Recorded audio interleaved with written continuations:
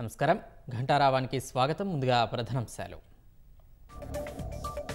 వరద నష్టాలపై కేంద్ర బృందం పరిశీలిస్తుందన్న శివరాజ్ సింగ్ చౌహాన్. బాధితులకు అండగా నిలుస్తామని వెల్లడి.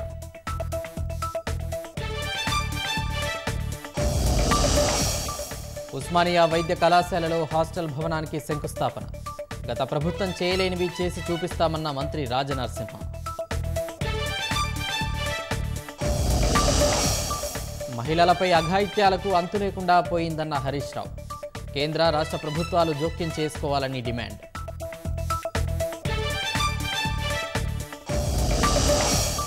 భారీ వర్షాలతో సింగూరు ప్రాజెక్టుకు జలకళ. పర్యాటకులకు సందడిగా మారిన పరిసరాలు.